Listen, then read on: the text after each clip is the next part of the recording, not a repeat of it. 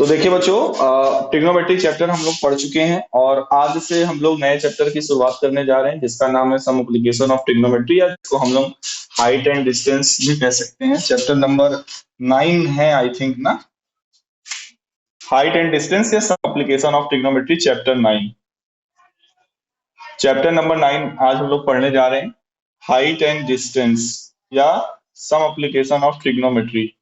अच्छा, इसमें बहुत ज्यादा देखिए इंट्रोडक्शन देने के लिए तो मेरे पास कुछ है नहीं, क्योंकि जब मैं ट्रिग्नोमेट्री की शुरुआत किया था तो मैंने ऑलरेडी इंट्रोडक्शन दे दिया था इसके एप्लीकेशन के बारे में, राइट?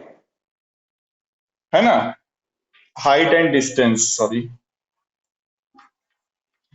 Height and distance. तो इसके एप्लीकेशन के बारे में हम लोग ऑलरेडी डिस्कस कर चुके हैं स्टार्टिंग में ही, जब ट्रिग्नोमेट्री की शुरुआत हुई थी कि ट्रिग्नोमेट्री क्यों आई, क्यों पढ़ते हैं हम लोग, इसका क्या यूज है।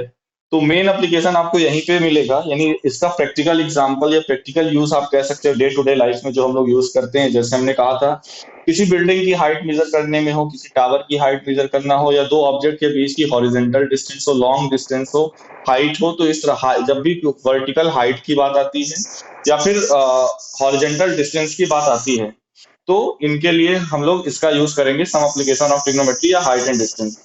बच्चों आप लोग माइक म्यूट कर लो प्लीज, सभी लोग अपना अपना माइक म्यूट कर लो। Okay, thank you. तो हाइट एंड डिस्टेंस के लिए जो एक दो चीजें हैं जो आपको यहाँ पर जाननी है, पहले तो ऑलरेडी आप लोग जान चुके हो ट्रिग्नोमेट्रिक रेशियोज के बारे में। और हाइट एंड डिस्टेंस क्यों यहाँ पर बोला जा रहा है, नाम से ही आपको क्लियर होगा। हाइट मतलब वर्टिकल डिस्टेंस, डिस्टेंस मतलब यहाँ पे हॉरिजेंटल डिस्टेंस की बात होगी। यानी किसी भी ऑब्जेक्ट की हाइट हमें मेजर करना होगा तो हम यहाँ पर सीखेंगे, ऐसे एग्जांपल्स या क्वेश्चंस मिलेंगे। या दो ऑब्जेक्ट के बीच की हॉरिजेंटल डिस्टेंस अगर हमें मेजर करना होगा तो वो भी यहाँ पर हम लोग मेजर आउट करेंगे बच्चों। तो एक दो चीजें यहाँ पर हैं जो आपको पहले ध्यान देनी है, और तो ऑलरेडी आप लोग पढ़ चुके हो। देखिए, सेक्सटेंट या थियोडोलाइटर के भी एक ऑपरेटर्स होता है जिसका यूज करके हम लोग एंगल ऑफ एलिवेशन या एंगल पता करते हैं। आपको मैंने शायद पूरा का पूरा ऑब्जर्वेशन बताया था क्लास में कि, है ना, कि अगर आपको एंगल पता हो जाए तो आप किसी भी बिल्डिंग, किसी भी टावर की हाइट अपने प्लेस पे खड़े खड़े मेजर कर सकते हो, राइट? आया था कि नहीं? तो यहाँ पर बच्चों दो चीजें हैं आपको जो समझनी है। एक होता है बच्चों angle of elevation, angle of elevation, और एक होता है बच्चों angle of depression, angle of depression. तो कोई बताएगा एंगल ऑफ एलिवेशन और एंगल ऑफ डिप्रेशन होता क्या है?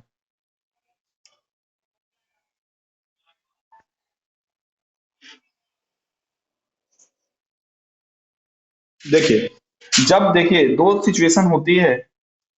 अगर ऑब्जेक्ट, मतलब जिसको आप देख रहे हो, वो ऊपर है और आपकी आई, यानी जहां से आप देख रहे हो ऑब्जर्वर की आई, आपकी आंख नीचे है और ऑब्जेक्ट को आप अपनी आंख को ऊपर करके ऐसे करके देख रहे हो, तो यहाँ पर आपकी आंखों पे जो है ना, यहाँ पर आपकी आंखों पे जो एंगल क्रिएट होगा, इसी एंगल को बच्चों बोलते हैं एंगल ऑफ एलिवेशन। ये एंगल क्या कहलाता है? यस।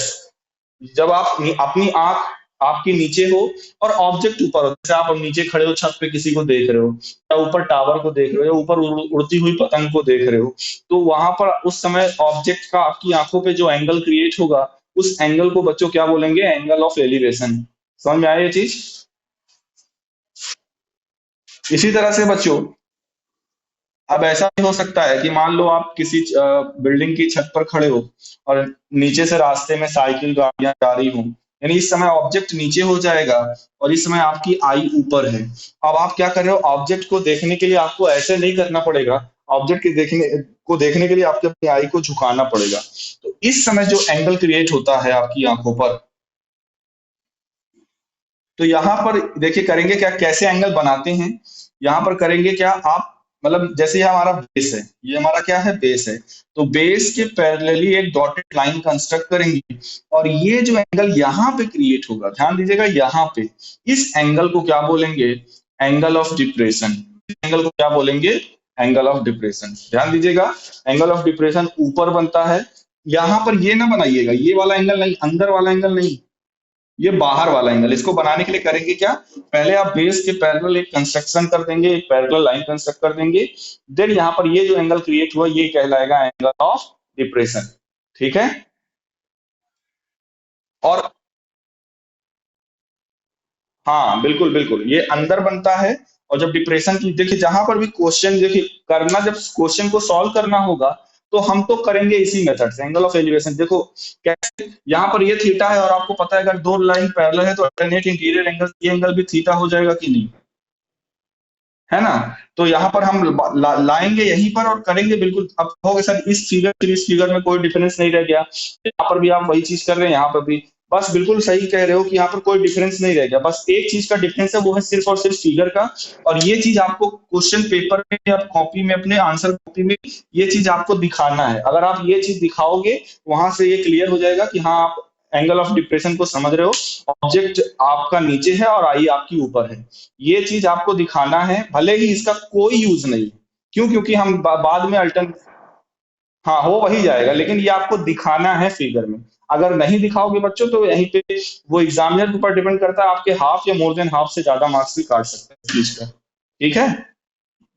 और पहले से ही यस।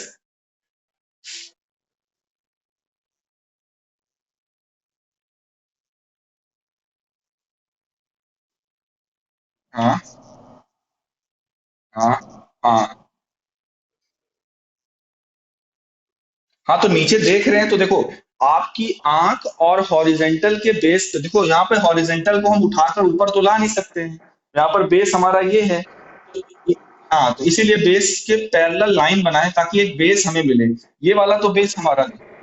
यहाँ पर वो दिक्कत नहीं थी क्योंकि जब हम ऑब्जेक्ट को देख रहे थे तो बेस हमारे पास ऑलरेडी था, और जो आर्क से ऑब्जेक्ट को देख रहे हैं वो, तो ये हाँ, यहाँ पर इस बेस के ऊपर हमको लाना पड़ा, जिस वजह से ये पैरेलल लाइन कंस्ट्रक्ट कर रहे हैं।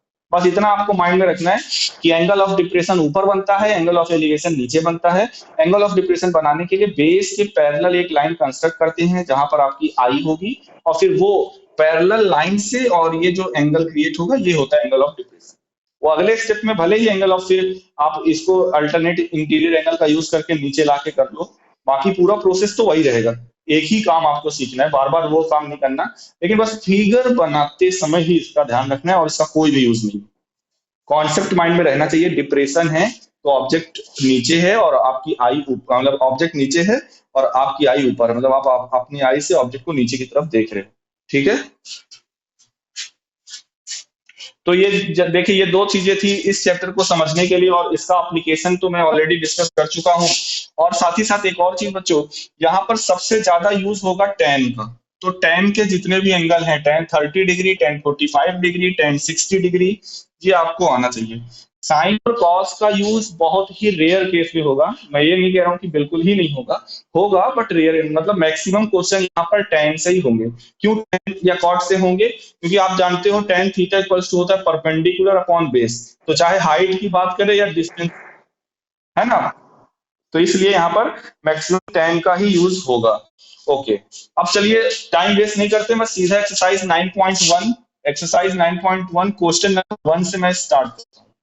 ठीक है, पहला क्वेश्चन देखिए आप लोग। A circus artist is climbing a 20-meter long rope which is tightly stretched and tied from the top of a vertical pole to the ground. एक वर्टिकल पोल है, एक खंबा है बच्चों, जो कि क्या है, ये टाइटली स्ट्रेच्ड है यहाँ से। ये लॉन्ग रोप है, यहाँ पर ये क्या है बच्चों, जो हाइपोटेनस है, ये हमारे लिए क्या है, रोप है। A circus artist is climbing a 20 metre long rope. इस रोप लेंथ है वो कितना दिया हुआ है, 20 मीटर। ठीक है। ये हमारे लिए पोल है, और यहाँ पर जमीन में कुछ गाड़ा गया होगा, कील वगैरह, जिससे ये रोप को टाइटली स्ट्रेच किया गया है, बांधा गया है। और इस रोप की लेंथ कितना है, 20 मीटर है। ठीक है।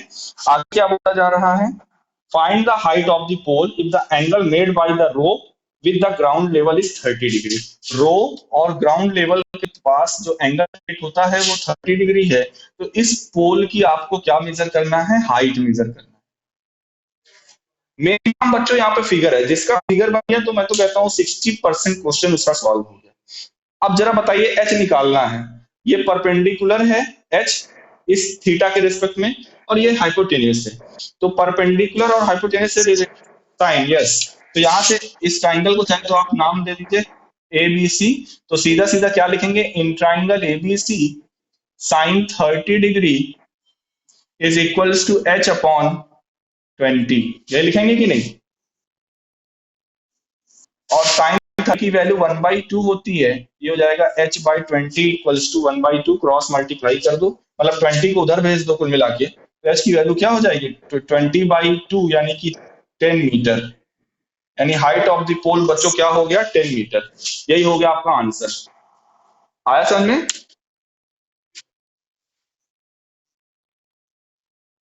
देखिए, परपेंडिकुलर अपॉन हाइपोटेन्यूज से साइन का फॉर्मूला होता है h/20 sine 30 equals to p upon h। और उसके बाद हमने क्या किया? साइन 30 की वैल्यू 1/2 लिया। अब इसको चाहो तो तुम क्रॉस मल्टीप्लाई कर दो, 20 को उधर भेज दो। जब 20 को उधर भेजोगे तो ये हो जाएगा h इक्वल्स टू 20/2, हो जाएगा कि नहीं? शाश्वत। अब 2 से काट दोगे तो 10 आ जाएगा। आया समझ में? ठीक है।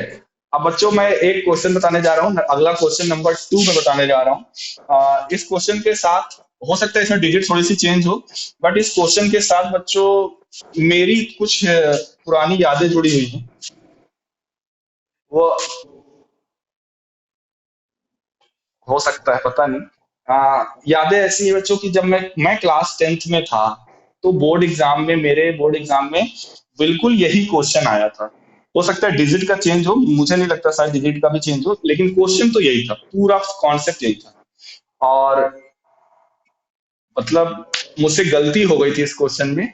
आधा तो मैंने सही किया, लेकिन आधा मैं गलत कर दिया था, जिस वजह से मेरे 2 नंबर कट गए थे। 4 नंबर का क्वेश्चन था, तो मुझे बड़ी तकलीफ हुई थी। तो जब भी मैं इस क्वेश्चन को देखता हूँ पढ़ाते समय, तो मुझे अपने आप पे बड़ा तरस आता है कि मैंने ये गलती। हाँ। और बच्चों इस चीज को लेकर जब मैं आया और अभिषेक सर और प्रिंसिपल सर के साथ डिस्कस किया था, तो प्रिंसिपल सर से मुझे काफी डांट भी मिली थी कि मतलब कहाँ था दिमाग तुम्हारा करते समय। खैर, क्वेश्चन नंबर 2 देखिएगा बच्चों ध्यान से। अब आंधी उंधी का बहुत सारे तूफान वगैरह भी आ ही रहे हैं। क्वेश्चन नंबर 2 देखिए है क्या? A tree breaks due to a storm and broken part bends so that the top of the tree touches the ground, making an angle 30 degree। देखिए, एक पेड़ है बच्चों, आपको पता ही है, अभी अभी तूफान आया था ताउते। एक और आने वाला है, अब आ रहा है यास। और आंधी तूफान आता है तो एक चीज तो जरूर होती है, पेड़ जरूर गिरते हैं कि नहीं? तो बोला क्या जा रहा है कि इस, बिल्कुल बिल्कुल।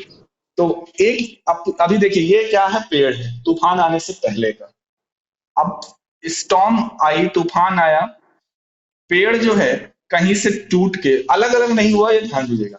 ये टूट के क्या हुआ? आके जमीन पे ऐसे गिर गया। यहाँ ये जो ऊपर वाला हिस्सा ध्यान से समझिएगा, ये हिस्सा होता नहीं, मतलब टिका रहता है लेकिन बेंड होके जमीन पे लग जाता है। ऐसी सिचुएशन देखी होगी आप लोग। यानी ये जो पेड़ के यहाँ से ऊपर वाली की ये जो हाइट आप देख रहे हो, ये अब हमारे लिए हाइपोटेनियस बन गई। ठीक। और बोला जा रहा है कि ये ग्राउंड लेवल से 30 डिग्री का एंगल क्रिएट कर रहा है। यानी बोला ये जा रहा है कि इस पेड़ का जो टॉप था, इस पेड़ का जो टॉप था, अब कहां पर आ गया है? ग्राउंड पे आ गया कि नहीं ग्राउंड पे? Making making an angle 30 degree, 30 degree का एंगल बनाते हुए। The distance between the foot of the tree to the point where the top touches the ground is 8 metre. मतलब इस पॉइंट से लेकर और ये पॉइंट जहां पर ये पेड़ का टॉप जमीन पे गिरा, ये हॉरिजेंटल जो डिस्टेंस है बच्चों, ये कितना दिया हुआ है? 8 मीटर। ठीक है, कोई दिक्कत यहां तक? आगे बोला जा रहा है find the height of the tree. हमें बच्चों क्या फाइंड आउट करना है? Height of tree. अब कोई बता सकता है मेरे से क्या गलती हुई होगी? मेरे ख्याल से आप लोग मेरे से ज्यादा बुद्धिमान। यस, बिल्कुल बिल्कुल बिल्कुल, सोचो कितने इंटेलिजेंट। Yes yes yes. हमने बच्चों क्या किया था? बस केवल सपोज करो इसको मैंने बी बोल दिया, तो ये ए बी निकाल लिया। हाँ, मतलब ए बी निकाल लिया, और हाँ, टेन 30 लगाकर हमने ए बी निकाल लिया। और फिर ये जो हाइपोटेनियस बीपी की लेंथ है, इसको हमने ना निकाला ना ऐड किया। बस इतना निकाल लिया और हम खुश हो गए कि हमारा इतना। हाँ हाँ। और हमने ये सोच लिया कि 4 नंबर में इतना छोटा सा क्वेश्चन कैसे दे दिए बोर्ड वाले। तो देखिए, है क्या यहाँ पर, इस पॉइंट को ये सी मान लिया, तो पहले हम लगा रहे हैं किसमें, ट्राइंगल बीपीए में। इन ट्राइंगल बीपीए टेन 30 डिग्री, तो टेन 30 होगा ए बी अपॉन 8, होगा कि नहीं। Tan 1/√3 equals to A B by 8, तो ए बी की वैल्यू हो जाएगी, 8 को उधर भेज दो, 8/√3 मीटर। अब इसको ऐसे इक्वेशन नंबर 1 मानकर रखिए। अब यहीं पर आंसर छोड़ दोगे बच्चों तो आधा नंबर आपका कट जाएगा। क्या ये पेड़ की हाइट है। अब हमने बच्चों यही किया था, इतना ही किया था। अब हमें अभी और क्या निकालना है। ये तो पेड़ का पूरा हिस्सा थोड़ी है ना, अभी तो जितना हिस्सा ऊपर से टूटा उसकी उसकी लेंथ भी तो हमें चाहिए। और ये हिस्सा जो ऊपर का हिस्सा है वही हाइपोटेनियस है कि नहीं। तो क्या करेंगे, फिर से लगाएंगे यहाँ पर। अब इस बार साइन 30 हम लगाने जा रहे हैं। ये साइन लगा दो या चाहे कॉस लगा देते हैं। cos 30, cos theta equals to base upon hypotenuse होता है बच्चों। बेस है 8 और हाइपोटेनियस है बीपी। cos 30 की वैल्यू कितनी होती है, √3/2 इक्वल्स टू 8/बीपी। अब बच्चों कर दो क्रॉस मल्टीप्लाई। जब आप क्रॉस मल्टीप्लाई कर दोगे तो आ जाएगा √3 बीपी इक्वल्स टू 16। तो बीपी की वैल्यू कितनी आ जाएगी, 16/√3। इसको मान लो इक्वेशन नंबर 2, है ना। अब therefore height of the tree हमें चाहिए था, तो हाइट ऑफ द ट्री क्या होगा, ए बी प्लस बीपी। ये होगा कि नहीं हाइट ऑफ द ट्री। तो 8/√3 प्लस 16/√3, ये हो जाएगा 24/√3।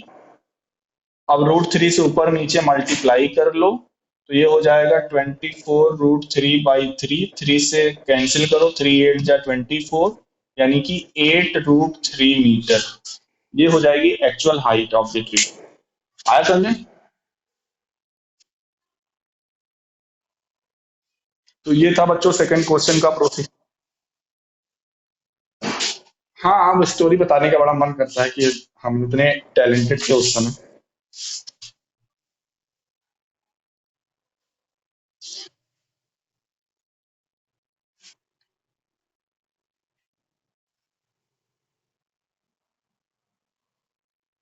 हाँ, तो सब एक से बढ़कर एक क्वेश्चन भी है बच्चों।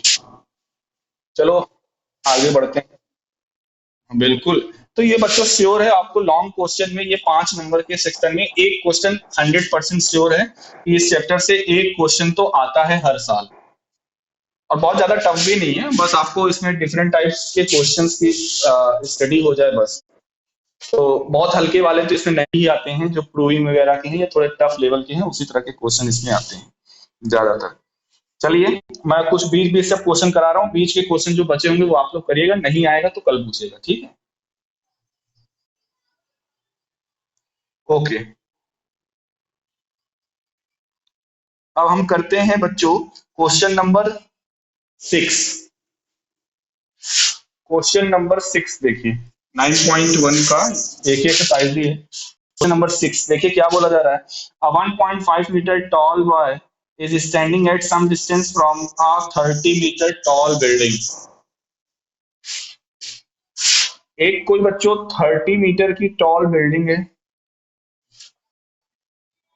उसके अपोजिट में कोई 1.5 मीटर का एक टॉल बॉय यानी एक लड़का खड़ा हुआ है।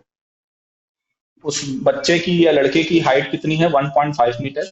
और ये जो सामने क्या है, टावर है, स्टैंडिंग है, टॉल बिल्डिंग है। इस बिल्डिंग की हाइट कितना है, 30 मीटर। कोई दिक्कत यहां तक किसी को। ये बिल्डिंग है, ये कौन है, ये कौन है जो आवाज बार बार आ रही थी अभी बीच में। तो 30 मीटर की ये टॉल बिल्डिंग है और उसके अपोजिट में एक लड़का खड़ा हुआ है जिसकी हाइट बच्चों 1.5 मीटर है, ठीक है। अब बोला क्या जा रहा है question में आगे, बोला ये जा रहा है the angle of elevation from his eyes to the top of building increases from 30 to 60 degree as he walks towards the building. Okay. देखिए, अगर ये बच्चा खड़ा है तो इसकी आंख भैया ऊपर होगी, नीचे तो होगी नहीं कि यहाँ होगी आंख, ऊपर होगी। तो बोला जा रहा है एंगल ऑफ एलिवेशन पहली सिचुएशन में कितना बोला जा रहा था, 30 डिग्री। और अब ये बच्चा जो है ये इधर की इस डायरेक्शन में मूव कर रहा है, मतलब बिल्डिंग की ओर आ रहा है। कुछ डिस्टेंस वो चला होगा, वो कुछ डिस्टेंस चला होगा, सपोज करो ये बच्चा यहाँ से चलकर अब वो यहाँ पर आ गया, मतलब ये उसकी अभी आई यहाँ पर थी, अब उसकी आई यहाँ पर आ गई। ये 1.5 मीटर का जो बच्चा है इधर की ओर चल रहा था, और चलते चलते बिल्डिंग की तरफ चलते चलते सपोज करो वो यहाँ पर आ गया, और इस समय उसका एंगल ऑफ एलिवेशन, फिर टॉप को वो यहाँ से देखता है, तो इस समय एंगल ऑफ एलिवेशन 60 डिग्री हो जाता है। ठीक है। अच्छा ये बताइए, अब आपके मन में क्वेश्चन ये था सर 60 को वहां क्यों नहीं लिखे, तो आपको पता होगा जैसे जैसे आप अगर बिल्डिंग की ओर जा रहे हो तो एंगल बढ़ेगा कि नहीं। अब जैसे ये देखो, आपको पता है ये 90 डिग्री है, ये कितना है, 90 डिग्री। तो जैसे जैसे आप इसके करीब आओगे तो एंगल बढ़ता ही जाएगा कि नहीं। बिल्कुल। तो क्वेश्चन में ये बोला जा रहा है find the distance he walk towards the building. आपको ये फाइंड आउट करना है कि उस बच्चे ने बिल्डिंग की तरफ कितनी डिस्टेंस चला। तो मान लेते हैं बच्चे ने x मीटर चला, let the distance covered by the boy is equals to x metre. ठीक है, हम मान लेते हैं बच्चे ने x मीटर डिस्टेंस चला। अब इसको नाम दे देते हैं ABCD। बस एक चीज और यहाँ पर थोड़ा सा ध्यान देने की जरूरत है, मैं यहां से ले रहा हूं ट्राइंगल ABD में लेने जा रहा हूं, तो ये बताइए AD जो है वो कितना होगा, AD, AD ए से लेकर, यस, क्योंकि पूरा ये AD की, हाँ AD होगा 28.5। समझ आ रहा है ना सभी को, 1.5। हाँ, क्योंकि 1.5 तो क्योंकि वो अपनी आंख से देख रहा है, तो 1.5 मीटर की तो हाइट कम हो जाएगी ना, जो बिल्डिंग की एक्चुअल हाइट है। तो इसलिए अब आते हैं सीधा ट्राइंगल ABD में। इन ट्राइंगल ABD, ABD में हम लगा रहे हैं 10 लगेगा, यस, 10 30। या पहले ACD ले लो, पहले क्या ले लो, ACD। बिल्कुल, देखो ACD जब लेंगे तो आएगा 10 60 डिग्री इक्वल्स टू 28.5, जो कि परपेंडिकुलर है, और बेस क्या है, CD है। CD की लेंथ भी हमें नहीं पता है, ध्यान दीजिएगा। 10 60 की वैल्यू क्या है, √3। तो √3 इक्वल्स टू 28.5 अपॉन CD। तो CD की वैल्यू हमें चाहिए, तो CD को उधर भेजो √3, तो CD की वैल्यू कितनी हो जाएगी, 28.5 अपॉन √3। ये बच्चों CD की वैल्यू हो जाएगी कि नहीं। अब आप आइए बड़े वाले ट्राइंगल में। In triangle in triangle ABD, in triangle ABD, तो जब आप बड़े वाले ट्राइंगल में आएंगे ABD में, तो देखिए क्या लगेगा, 10 30। और 10 30 डिग्री की वैल्यू देखिए क्या है, 1/√3 होती है, और ये उधर परपेंडिकुलर हो जाएगा 28.5, और बेस में क्या हो जाएगा, x प्लस CD। बेस ये पूरा हो जाएगा ना, x प्लस CD।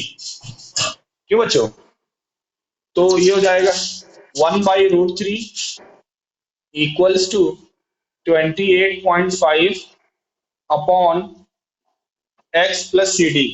आप करो क्या, क्रॉस मल्टीप्लाई कर दो, तो x plus CD equals to 28.5 √3। कोई दिक्कत किसी को यहां तक। अच्छा, हमें x की वैल्यू चाहिए, तो ये हो जाएगा x equals to 28.5 √3 minus CD। और सी और CD की वैल्यू है 28.5 अपॉन √3। अब बच्चों √3 ले लो एलसीएम, जब एलसीएम लोगे तो ये √3 इंटू √3 3 हो जाएगा। 3 का जब इसमें इंटू करोगे, 3 5 जा 15, 1 कैरी आया। 3 8 जा 24 प्लस 1 25, 2 कैरी आया। और 3 2 6 2 8 और -28.5। जब माइनस करोगे तो ये कितना आएगा बताओ।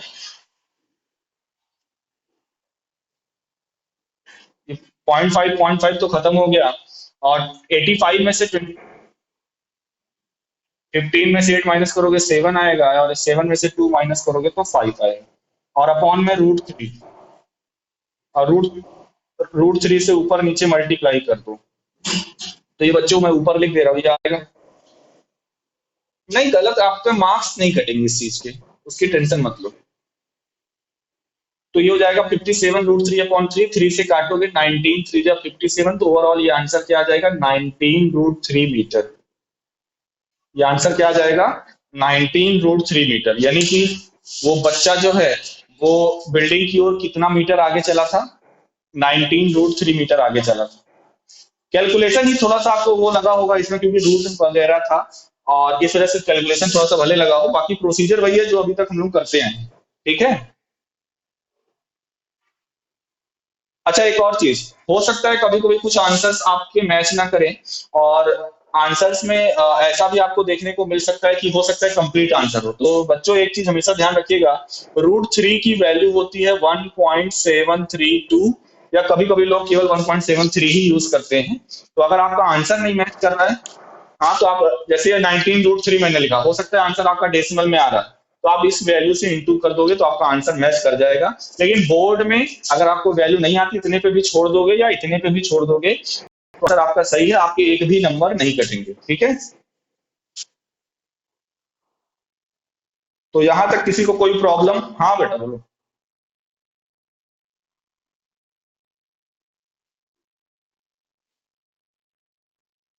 28.5 बेटा ऐसे आया था। अब सपोज करो मैं ही हूं, मैं यहां पर खड़ा हूं, ठीक, और ये मेरे ऊपर छत है। अब बाहर से कोई, मान लो राहिल बाहर खड़ा है, और बाहर से वो कहे कि इस कमरे की ऊंचाई 10 फीट है, सपोज करो 10 फीट है। अब मान लो मेरी हाइट 6 फीट है। तो ये बताओ, अब मैं अपनी मेरी आंख से, या अभी आंख से ही मान के चलो, तो मैं आंख से अब ऊपर छत को देख रहा हूं, तो मेरी आंख से छत की हाइट क्या 10 मीटर रहेगी?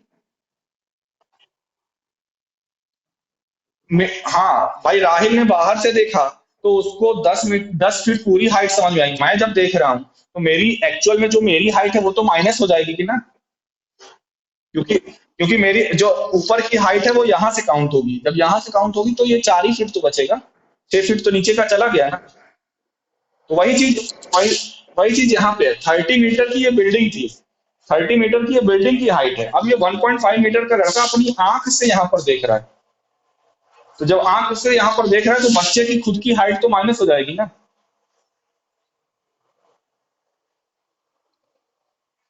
एक मिनट बच्चों, एक मिनट। मम्मी, है मम्मी, मम्मी, है मम्मी, ए, ए, अगला अगला अगला आवाज।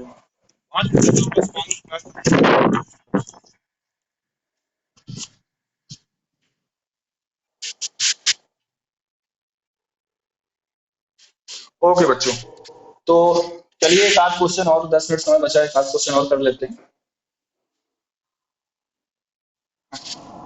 क्या हुआ? चलो बता ही देते हैं, देखना क्या है। बिल्कुल।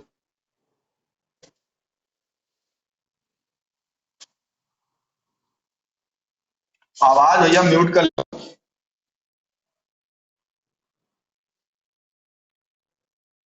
कौन है बताओ जरा कोई तो। पूजा पटेल।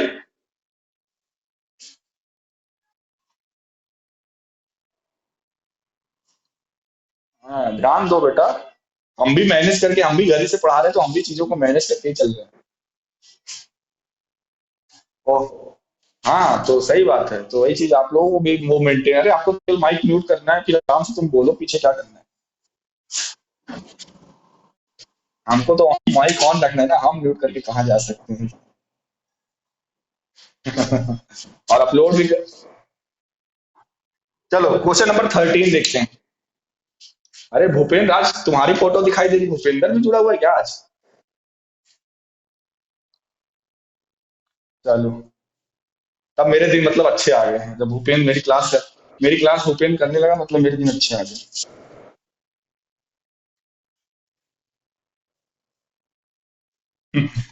ओके, बोला जा रहा है as observed from the top of a 75-meter high lighthouse from the sea level। Light house क्या होता है बच्चों?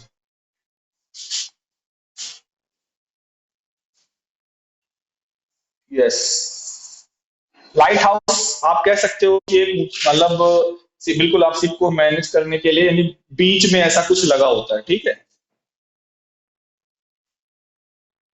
हाँ हाँ हाँ हाँ, as observed from the top of a 75-meter high lighthouse from the sea level, the angle of depression of two ships are 30 and 45 degree.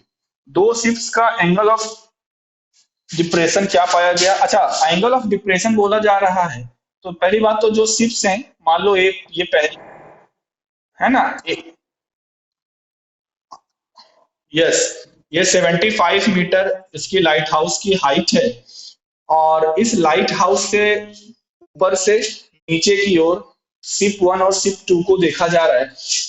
एक ship से एंगल ऑफ डिप्रेशन 30 डिग्री का, और एक शिप से एंगल ऑफ डिप्रेशन 45 डिग्री का। ध्यान दीजिएगा, angle of depression है, तो पहले यहां से क्या करेंगे, एक हम पैरेलल लाइन ड्रॉ कर लेंगे। और ये, अच्छा ये बताइए, यहां से ही चाहे आप देखकर बताइए कौन सा, ये S1 का मतलब है शिप वन और S2 का मतलब है शिप टू, तो 30 डिग्री कौन सा होगा और 45 डिग्री कौन सा होगा, आप लोग बताइए।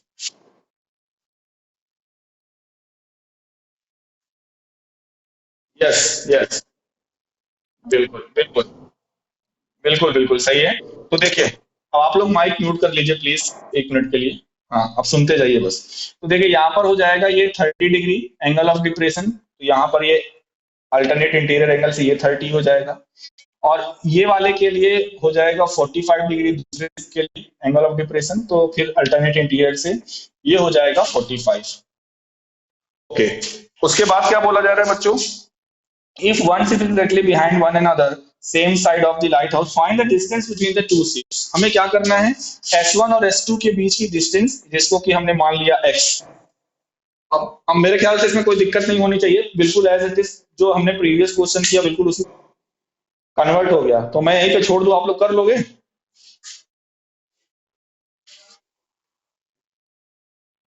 बिल्कुल बिल्कुल, एक बार आप 1045 निकालना। अच्छा, इसका एक और प्लस पॉइंट, जब भी 45 रहता है, तो आपको पता है क्योंकि 1045 की वैल्यू 1 होती है, तो वहां पर परपेंडिकुलर और बेस क्या हो जाता है, सेम हो जाता है।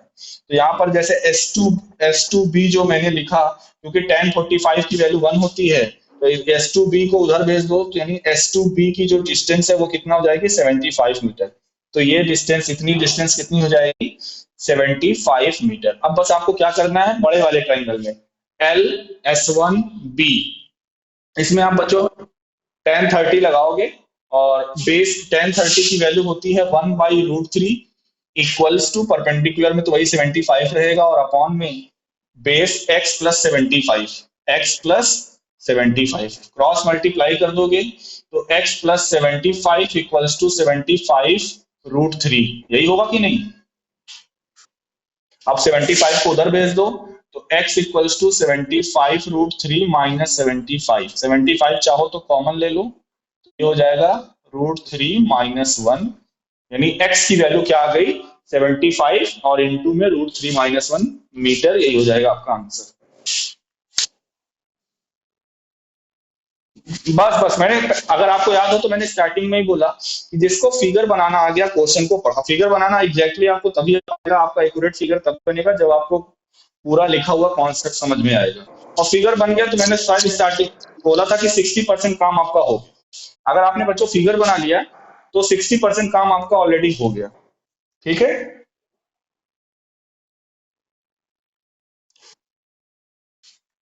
ओके बच्चों, तो अभी आज का टॉपिक मैं यहीं पे फिनिश कर रहा हूँ। अब आप लोग का काम फिलहाल ये है कि आप लोग क्वेश्चंस लगाइएगा और जो आपकी प्रॉब्लम होगी उस पे हम कल डिस्कस करेंगे, ठीक है।